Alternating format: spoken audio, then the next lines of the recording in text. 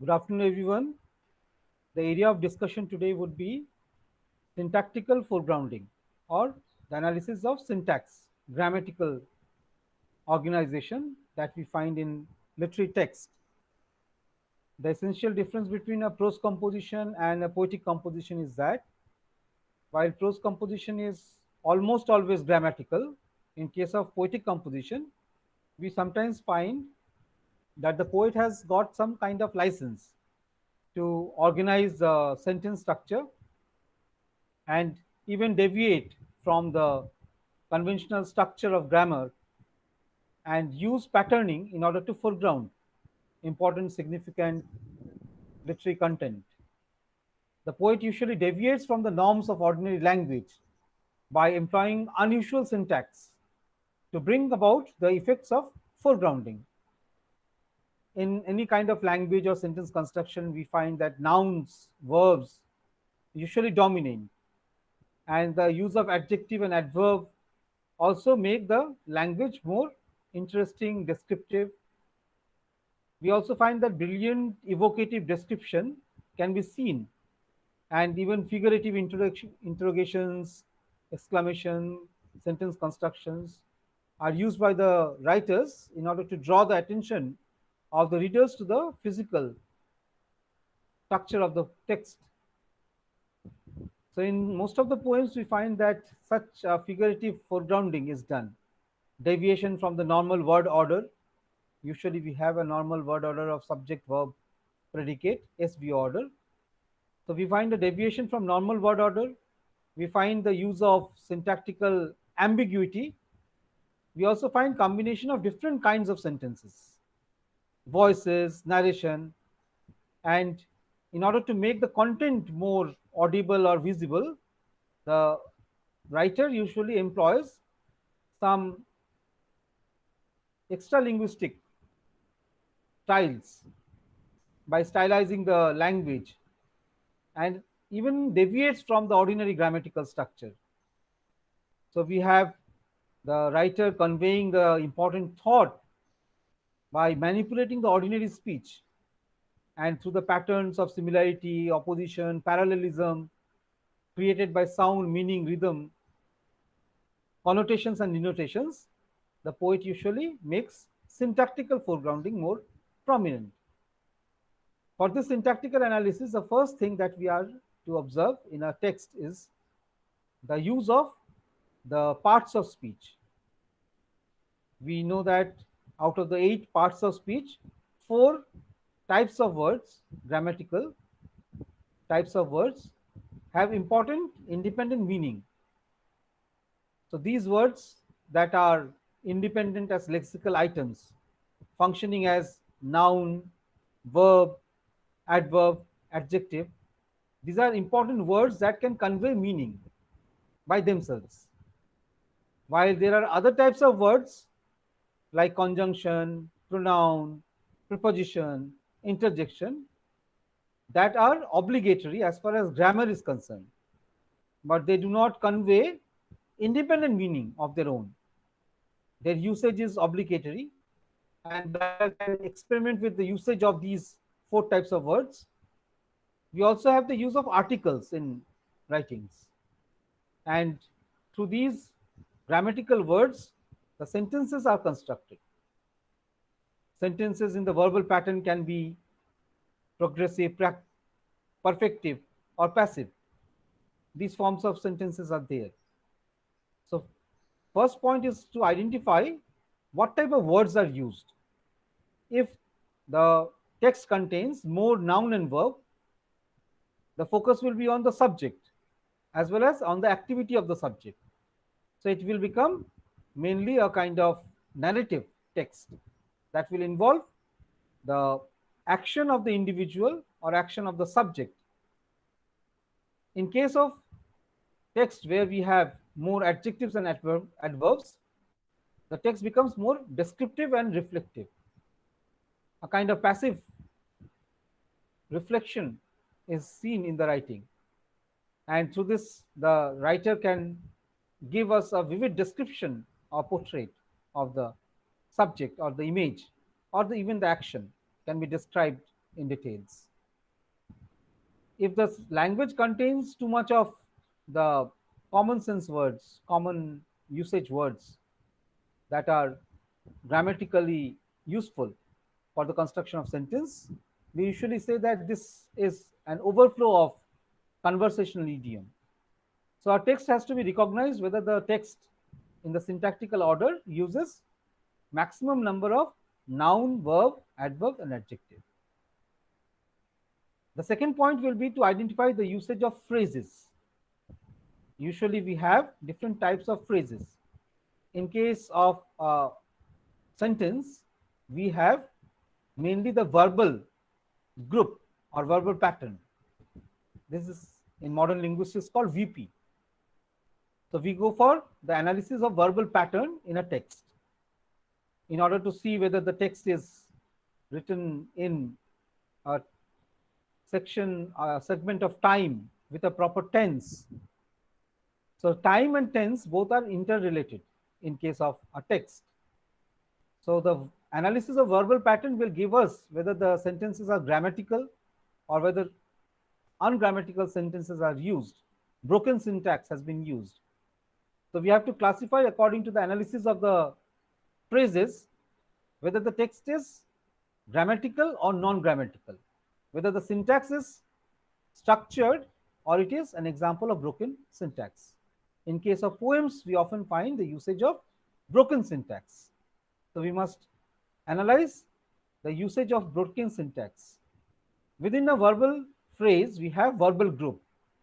Verbal group denotes a sentence part that has a head noun, and this head noun is supported by several auxiliaries of time, of modals, auxiliaries that represent the tense, perfect tense, progressive, or even the passivization, the past participle form. So this structure of a verbal group can help us to understand whether the syntax of the text is correct or not.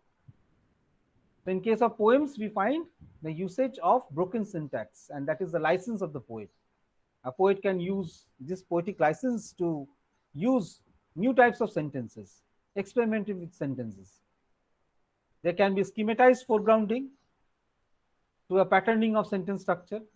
There can also be a contextual foregrounding or tropes with the help of the same sentence structure or sentence construction. So this has to be identified. Within a verbal group, we also have the presence of some phrases like noun phrase, preposition phrase, adjectival phrase, and adverbial phrases. If we are competent enough, we can go for the analysis of the phrase structure.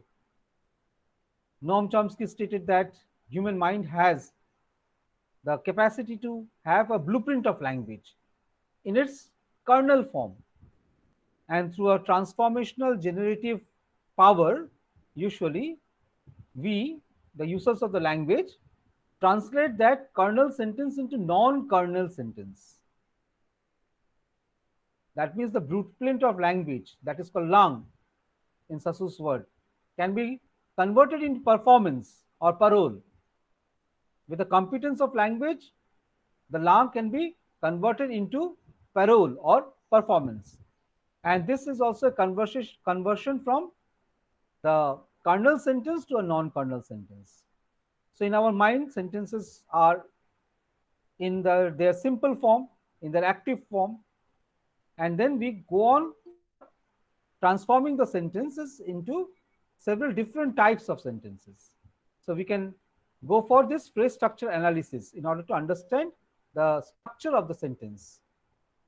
So in a verbal group, there are noun phrases with a head noun, prepositional phrases with a preposition and a noun phrase, adjectival phrases with adjective and the noun phrase, and adverbial phrases that is related to the main verb. So phrase structure analysis or deep structure analysis, these are part of structural linguistics that can be applied for the analysis of syntax. The third area in the analysis of syntax can be the analysis of the figurative device based on the construction that the poet uses. So we find in poetry, especially, so many different types of figurative devices used, especially those based on sentence construction to foreground the meaning. Say, fair is foul, foul is fair. An example of chiasmus, beauty is truth, truth, beauty. All these are examples of syntactical foregrounding where the sentence structure in their inverted form are juxtaposed with the original sentence form. So SV order is there, and that SV order is again repeated in a reverse order. So fair is foul, foul is fair. Similarly, beauty is truth, truth is beauty. In order to represent that inner content, inner significance of that phrase, the poet does this syntactical anomaly in a conscious way and serves the aesthetic purpose that the poetry does. Similarly, the use of transferred epithet, where we have the transfer of an adjective from its proper place to a new place. And through this transfer of the epithet, the writer usually presents the central theme. The plowman is weary, but instead of making the plowman weary, the poet can say that the plowman plods his on a weary way. So if the plowman is walking on a weary way, as if the way is weary. The way is not weary, rather it is the plowman who is weary. Similarly, a person can press the head on a sleepy pillow. The pillow is not sleepy, the person may feel sleepy, but this transfer of epithet can be seen. The word sleepy is transferred from its original position to the noun pillow. So these types of syntactical foregrounding or anomalies can be done by the poet in order to arrest the attention of the readers. Most of the figures of speech like metaphor, simile, personification, or figures of speech based on indirectness, contrast, sentence construction, they all require some kind of syntactical irregularity. And through this syntactical irregularity of form as well as content, the writer usually attracts or draws the attention of the readers to the significant content that is there in the text. In the fourth part, you can go for the analysis of the sentence type. So we know that there are 5 kinds of sentences, and these 5 kinds of sentences may be identified. And through this identification of kinds of sentences used for maximization of the content of the visibility of the content. For example, the assertive sentences, if they are more in the text, we can say that the writer is trying to state something. If there are more interrogative sentences, series of questions may be there, as in verse first poem, whither is fled the visionary gleam, where is it now, the glory of the dream. So there can be a series of rhetorical questions. Was it a dream? Do I wake or sleep? So many interrogative questions can be there. Ah, solitude, where are thy charms? So the use of exclamatory expression also, the sentences can foreground significant content, important content of the text. And personification requires this apostrophization or the use of the exclamatory sentence structure. Such kinds of sentences therefore reveal the purpose of the writer. By using different kinds of sentences, the poet can or writer can simply transport the content, communicate the content to the readers in an interesting manner. So we have to analyze the kind of sentence, maximum number of sentences of that kind used by the poet in a text, and accordingly find the usage pattern and show why the poet has used this type of that particular type of sentence in the writing. Then we have to go for the analysis of the voice. So whether the sentences are active or passive.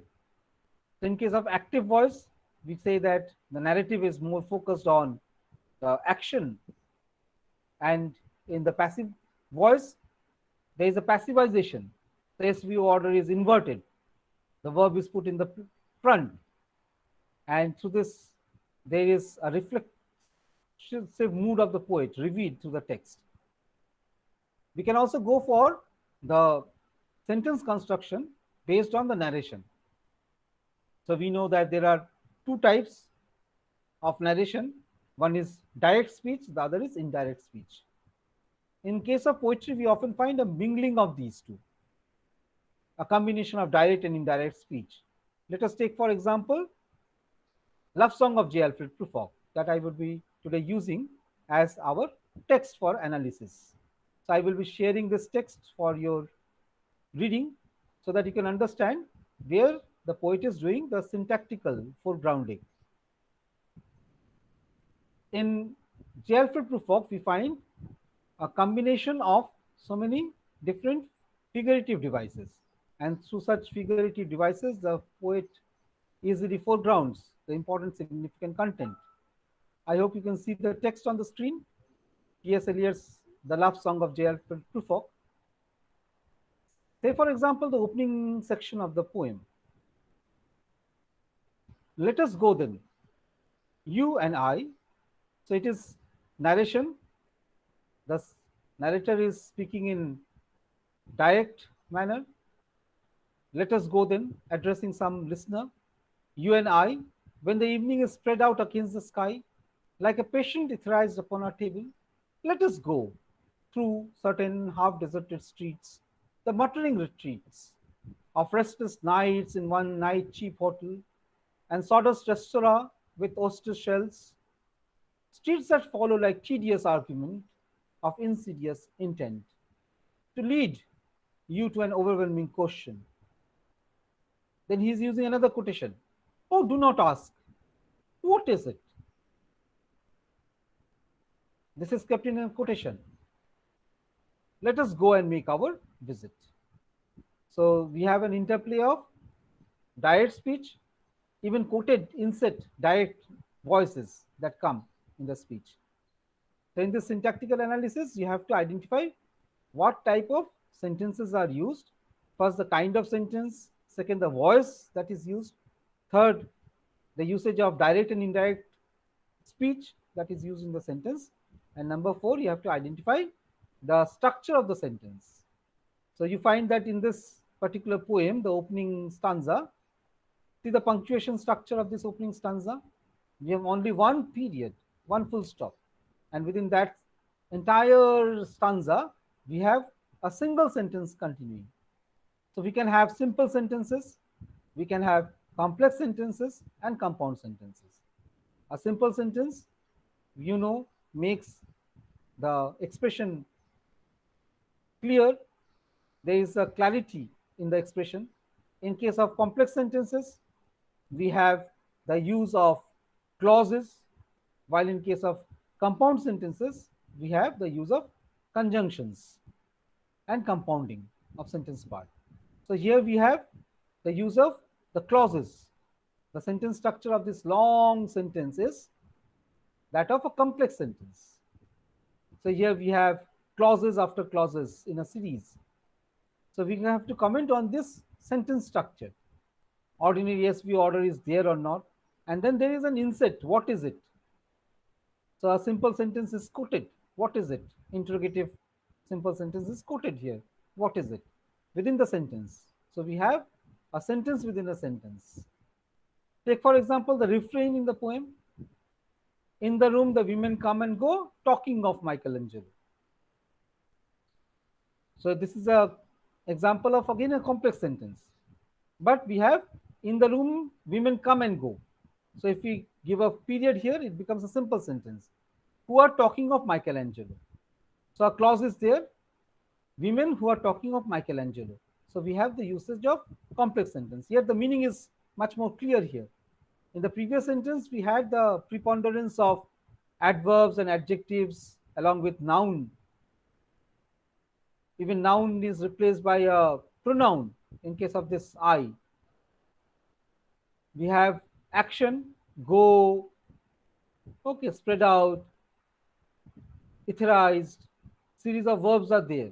And then there are also the usage of the adjectives and adverbs in the paragraph.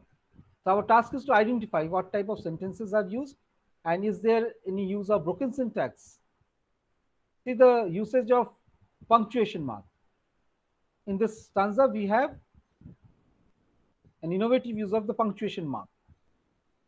So in the fifth point, you will mention the usage of the punctuation. If the punctuation is proper or not, or the poet has used some license in order to foreground. Say here the three dots represent some omission. The sentence is apparently not complete. Then we can talk about the capitalization used at the beginning of each line. So we have a run-on line, series of lines that are running on. And then there is a period, use of a punctuation, inverted comma, in order to quote the voice. What is it? Someone is asking, what is it? So these are the voices occurring in the mind of the poet or the person. So in the third paragraph also see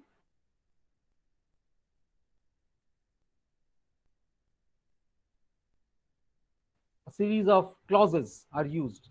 The yellow fog that rubs its back upon the window panes, the yellow smoke that rubs its muzzle on the window panes, licked its tongue into the corners of the evening. So a series of clauses in order to describe the yellow fog, the phenyl, the cat imagery that is used. Let fall upon its back the soot that falls in the chimney, slipped by the terrace, made a sudden leap, and seeing that it was a soft October night, curled once about the house and fell asleep. So here again we have a long sentence full of clauses, a complex sentence that is used by the poet. So we have to see the punctuation mark, how the punctuation is used, whether there is any kind of innovation in the use of the punctuation mark in the text, and whether the poet has been able to foreground the intention. See the trite or the contrived structure of this sentence. The movement is also there through the streets, and these streets are half deserted. These streets are muttering, restless nights. So through the by lanes and lanes of the location of the urban metropolitan location, the poet is moving, and that structure is represented through the syntactical structure. So the syntax also reveals the movement through the streets of the urban location, of the metropolitan location, either it is Harvard or say London. The poet therefore foregrounds through this kind of sentence structure the stream of thought of the writer who is walking on the street and is accompanied by the street. You refers to the street with whom the writer is walking alone. There is no companion except the street. And in order to describe the street, the structure of the street, this type of sentence structure has been used. Syntax has been broken and elaborated complex pattern has been used, and the sentences, oh, contrived sentence represents the inner state of the mind and tries to arrest the stream of consciousness, the stream of thought of a wanderer through the streets of the urban location. Such kind of syntactical irregularities are seen in literature, and such irregularities are done with this intention to foreground the underlying subject matter, to make the content more visible. In order to analyze the syntactical structure, the next area of discussion will be the use of half utterances or complete utterances. Sentences have different types of structures. In case of broken syntax, we have half utterances. So statement, understatement, overstatement through hyperboles, or there can be broken syntax where we have mutterance or utterance that is not complete. So usually in modern poetry, we find such type of usage. Even in the text like Alfred Prufrock, we find that the poet has, of course, used such type of syntax.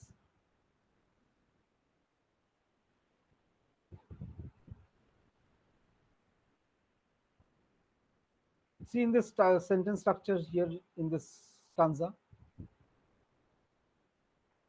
the same feline imagery, the imagery of the women, and then there is this refrain, in the room women.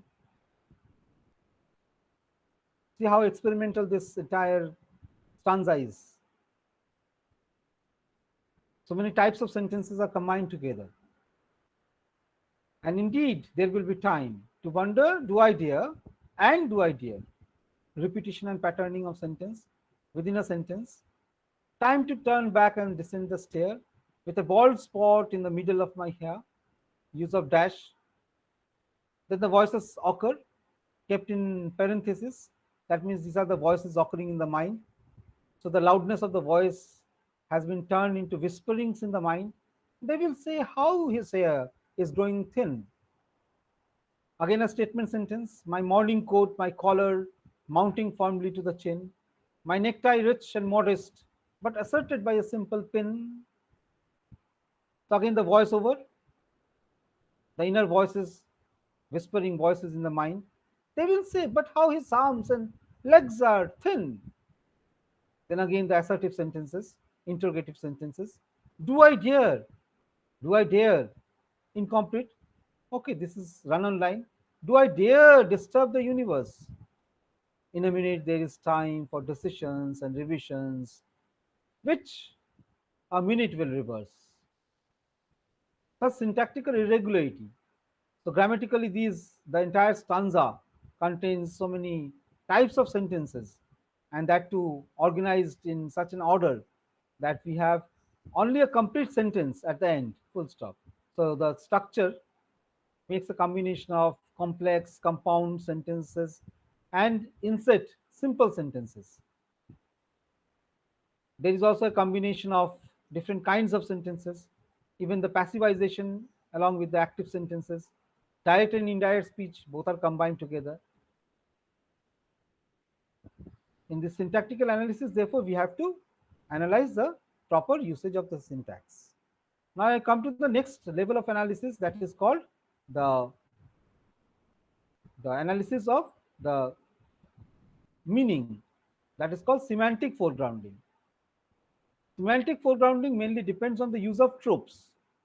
Okay, mainly depends on the use of tropes. Tropes or semantic foregrounding is meaning based. Figures of speech based on comparison and association. Figures of speech based on imagination and indirectness abound in literary text and serve the purpose of effective foregrounding. So we have the personification of wind, the personification of tree, even the river. Such personifications are very common.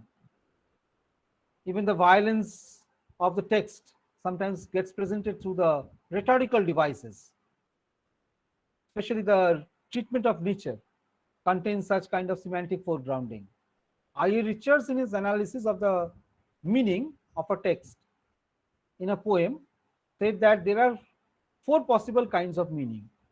One related to sense, the other related to feeling, third related to tone, and the fourth related to intention of the poet. So these are the four kinds of meaning according to I.A. Richards. So in analysis of the semantic range in the text, we can focus on these aspects. So in semantic analysis, the first point will be to see what are the kinds of meaning that the poet has used with reference to the usage of words as well as with reference to the uses of sentence. Noun, verb, adverb, adjectives, these have independent meaning, while the grammatical words like preposition, pronoun is used in place of noun, or conjunction or interjection. These are used for grammatical function. Article, on the other hand, is used to determine the quantity of the noun and definite or indefinite form of the noun. So the usage of these grammatical units can be observed, and on the basis of I.A. Richards' analysis of the text, analysis of the four kinds of meaning of a text, we can go for the sense, feeling, tone, and intention of the poet. Say in this line, in this stanza, for I have known them already, known them all, have known the evenings, mornings, afternoon. I have measured out my life with coffee spoon. I know the voices dying with a dying fall, beneath the music from a farther room. So how should I presume? What is the sense that is generated through this expression? So the sense that is generated through this expression is, of course, related to the inner voices. So this person is not very comfortable with his situation. He wants to marry, he wants to propose, but he cannot take a step because he is too introvert, conscious of his own self, and is also conscious of what the ladies will say about him. So he has a kind of feeling that is generated, and the voice reveals that feeling. There's a monotonous feeling that is generated. He is a moron, and through this monotone, the feeling of the poet, of the speaker here, the persona, the poet persona, Alfred Prufrock, is generated. So see how the sentence structure is there in order to reveal the meaning. I have known them all already, known them all. So this is repetition of all, already, all. We have not only a verbal patterning, but also a semantic patterning. Evenings, mornings, afternoons. So these are time markers. So this monotone is continued through these time markers. And there is a tremendous amount of time in this text. And because of the inactivity that is there in the text, this person keeps on procrastinating or delaying because he is full of indecisions. And his utterances also reflect this sense of indecisions. Then he uses a metaphor. I have measured my life with coffee spoon. Measured my life with coffee spoon. Coffee spoon has different ranges of meaning. So the tone is, of course, ironic tone, and the intention of the speaker is to conceal his own inner sense of loss. Okay, the indifference of others towards him, a sense of insecurity. All these are revealed to the text. So sense, feeling, tone, and intention that is revealed through the semantic, through the meaning of this line. So we can go for the second level of analysis. This is very important in the semantic analysis. There are 4 levels of meaning. In the modern stylistic analysis, we can go for the analysis of 4 levels of meaning of the important words that are used, words that are foregrounded, put to prominence. What are these 4 levels of meaning? Number 1 is the literal meaning. That means the meaning that is there in the dictionary. The second is the grammatical meaning, grammatical significance, or the function of the word, the grammatical function of the word. The third is the contextual meaning. Where is the word placed? In what context? What is the speech act? And what is the speech situation where the word has been used? And finally, we have the symbolic significance or extra literary significance. All these significances can be brought together for the analysis of a text. And this is very essential. These 4 kinds of meaning that are there in the text should be analyzed. So first I said is a literal meaning, where we have the text revealing the original content or the dictionary meaning. The second is the grammatical usage of the grammatical function of that word that is used. The third I said is the context where the word is used, and this context is very important. For example, here the coffee spoon, this phrase can have these 4 layers of meaning, and finally it is a symbolic meaning. See the word measured. So if I take this word measured for analysis, first the word measured refers to the act of measurement. Grammatically, this is a verb. Okay, this word can be used as a noun. It can be used as an adjective. Here the word is used as a verb. That is a grammatical usage. In the context, we have the subject, and this verb is there, and then there is a predicate. And this is related to out, a group verb. So measured out, I have measured out. So here we have the use of preposition with relation to the word measure. So it is grammatically a verb in the context. The person, subject, has measured out his life. So life cannot be measured. And here we have the symbolic significance of this act of measurement. That is extra literary, extra grammatical, where we have this verb related to something abstract. Life can be measured with the calendar, with timepiece. But here the person has measured the life with coffee spoons. Therefore, this act of measurement with the help of coffee spoon appears to be abstract or absurd. So life cannot be measured with coffee spoon. How can you measure life? Life does not have any quantity. Okay, the measurement can have the temporal quantity. Quantification of time is usually done with some timepiece, either a clock or a calendar. You can measure the span of life, but you cannot measure the span of life through a beam balance. So here you have used coffee spoon that can measure the weight of the coffee. So quantity is measured, but this quantity is an abstract quantity. Therefore, we have the symbolic significance, as because it takes more time to transfer, say, coffee beans from the pan to the pot. Similarly, there is too much of time here, and this person is spending his time in this boredom or monotonous existence. Even here, the voices, the word voice, the word music, these have got these four levels of meaning. So we have to identify the four levels of meaning. In some cases, say the usage of the word pin, the usage of the word wall, they have all got four levels of meaning formulated by a phrase, fix you in a formulated phrase, the use of the word phrase.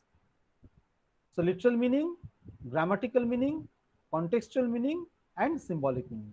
These are the four levels of meaning that you can identify in a text.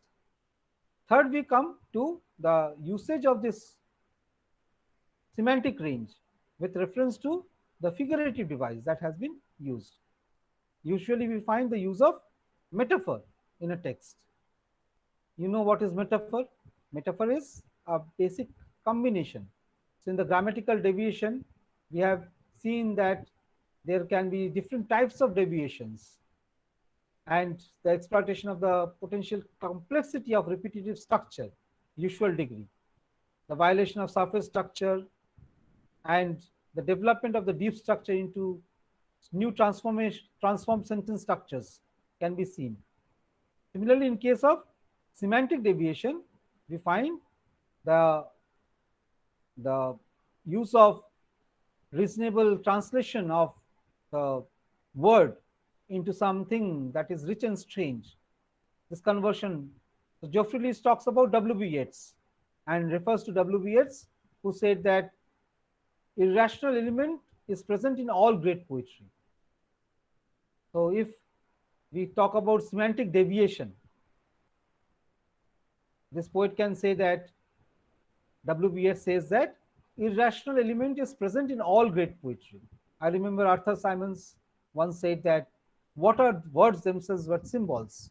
Whenever the words transcend their literal, grammatical, functional meaning, they have the tendency to become symbols. So the use of irrational in poetry has to be examined. Say in Wordsworth's poem, "The child is father of man." You find that something is irrational in this statement. A child cannot be a father. A camel cannot be a ship. Camel is the ship of desert. So we know that this is irrational. Such irrationality depends on the presentation of a sentence that has various semantic ranges. Camel becomes a ship because ship sails in the sea comfortably, like the camel that walks in the desert comfortably. Therefore, camel is a ship, not of the sea, but of the desert.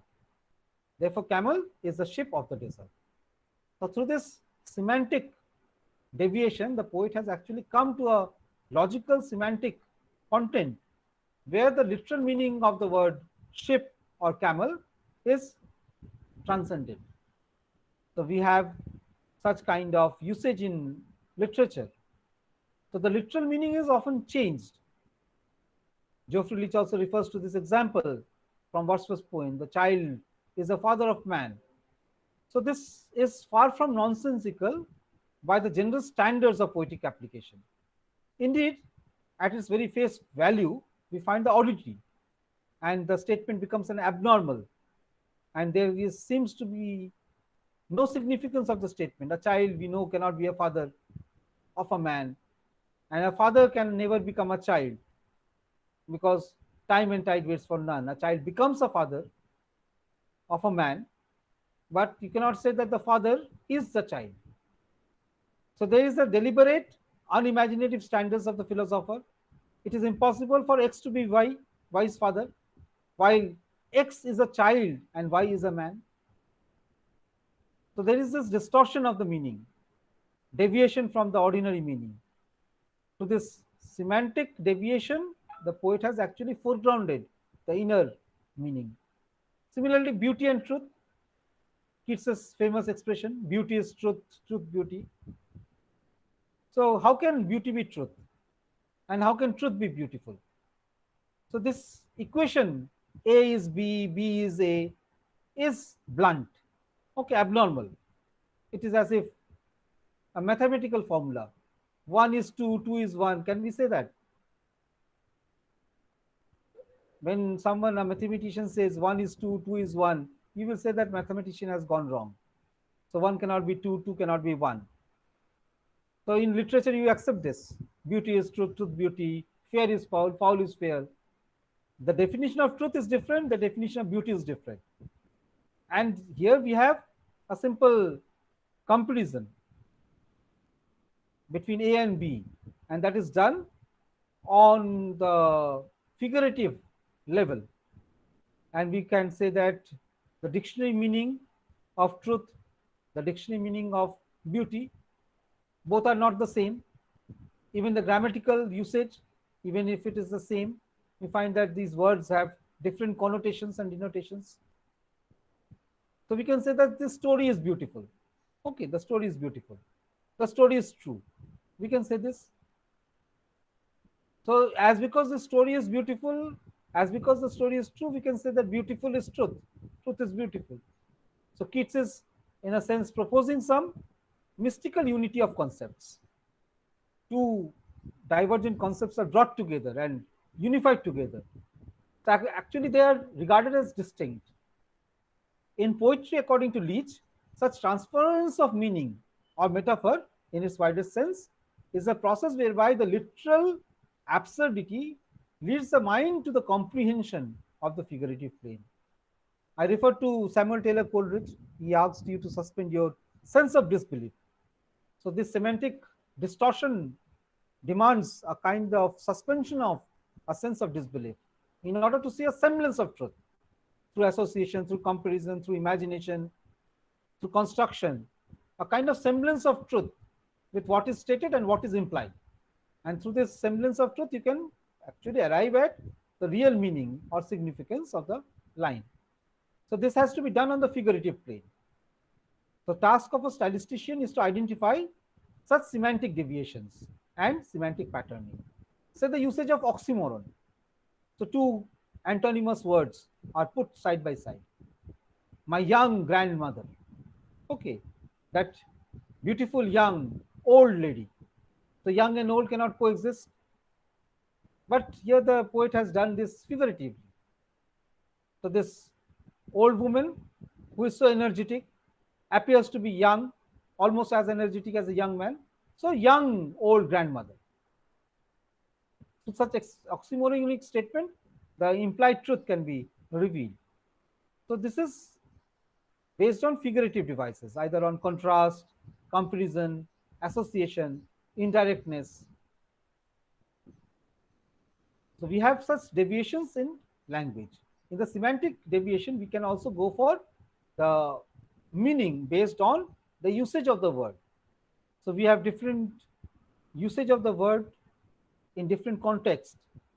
I gave the example of the word cross, and if you use the word cross in different ways, the meaning of the word can change.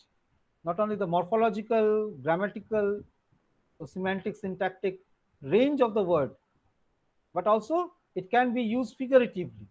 And through such, we have the next analysis, level of analysis called semiology. Semiology is the analysis of the sign system of a language. A language is a verbal communication. Okay, this verbal communication in everyday conversation is also supported by non-verbal communication like body language.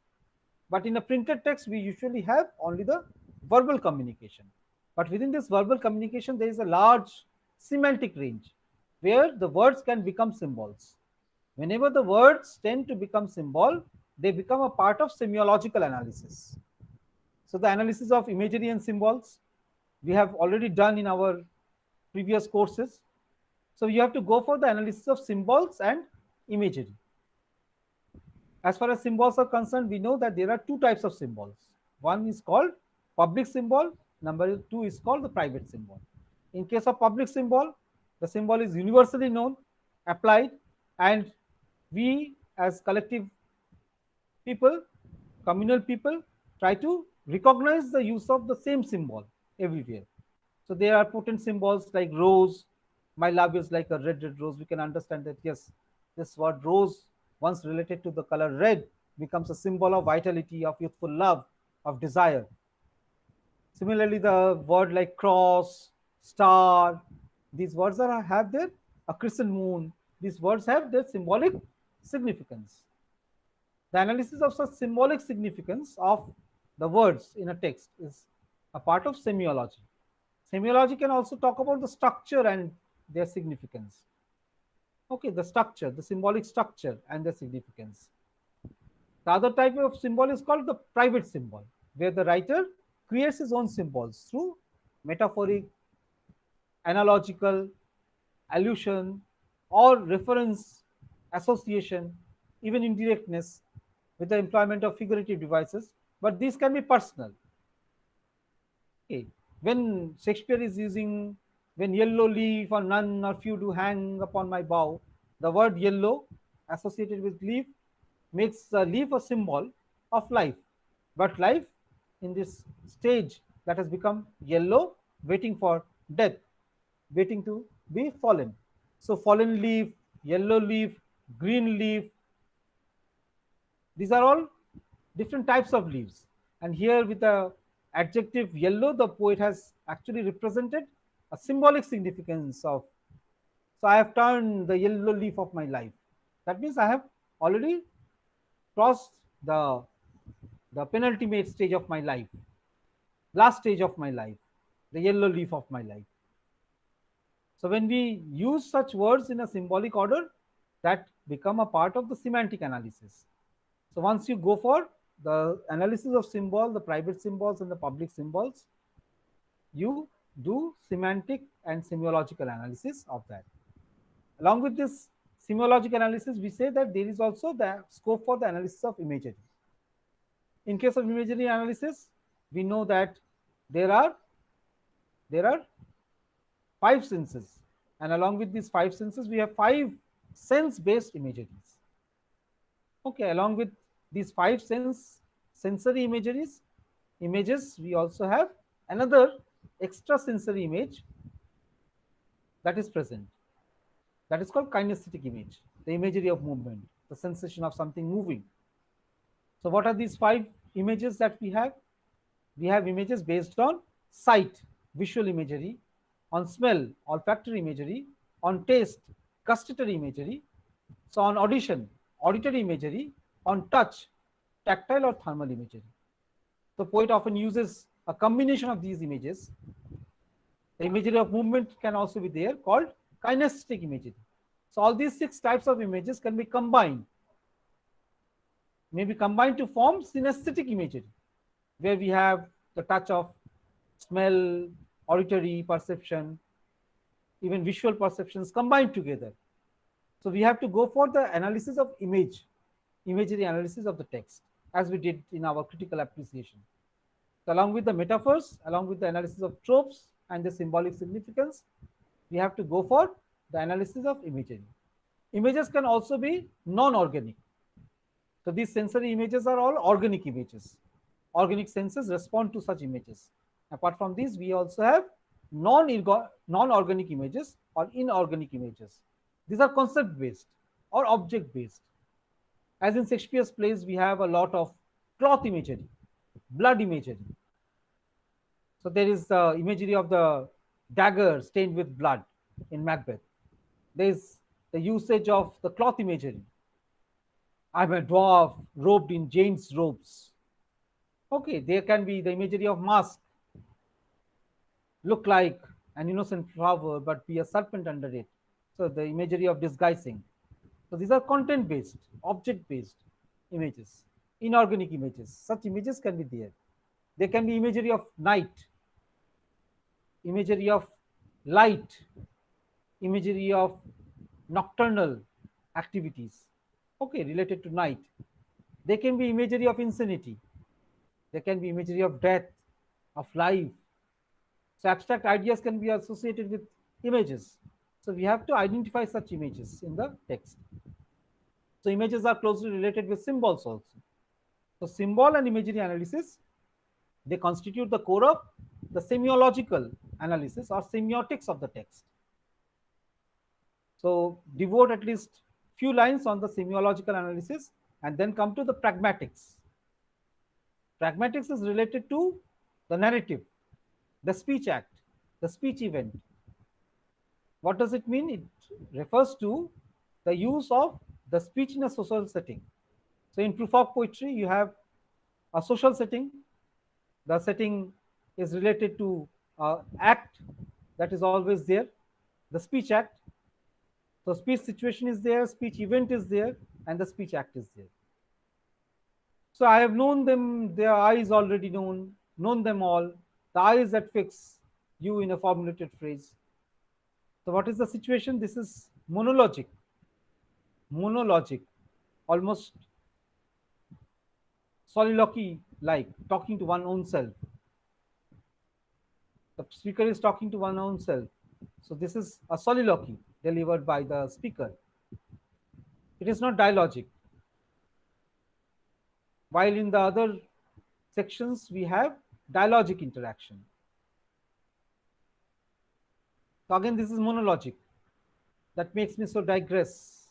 And should I then presume? And how should I begin? All these are monologues.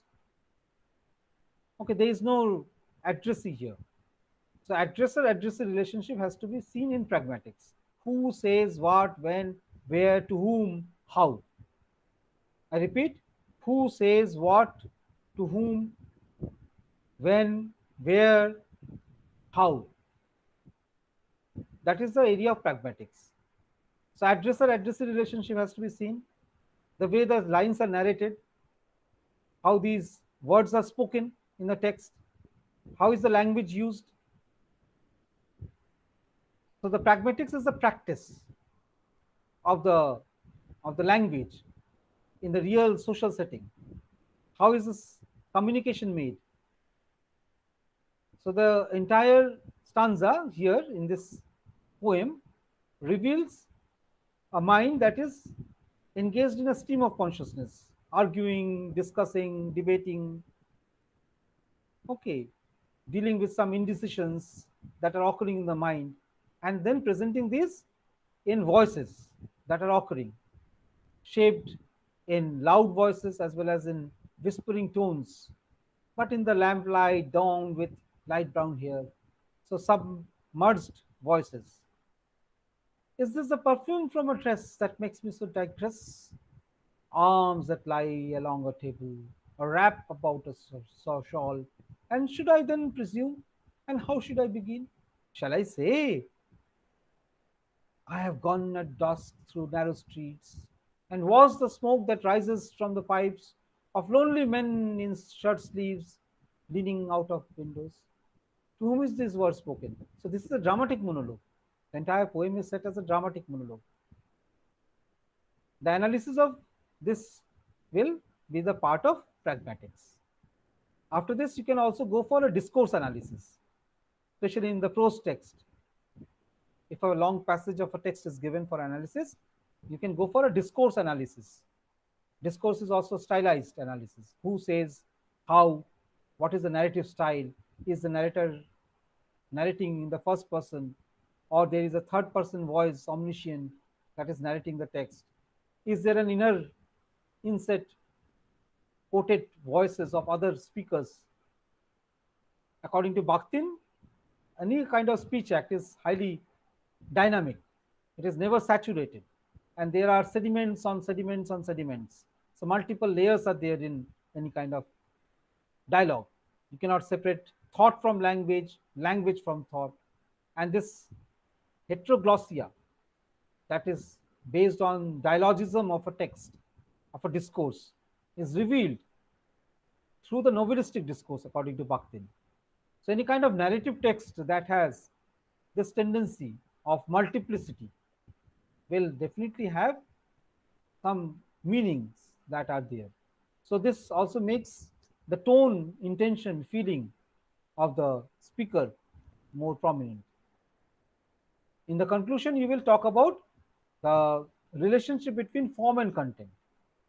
And on the basis of your findings of graphological analysis, phonological, morphological, syntactological, semantic, semiological, pragmatic, and discourse analysis, whatever findings you have, just bring those findings in the conclusion and comment whether the poet has been successful in arresting the attention of the readers through a distortion of language, through deviation and patterning, and has been able to transport the important, significant content of the literary text to the readers.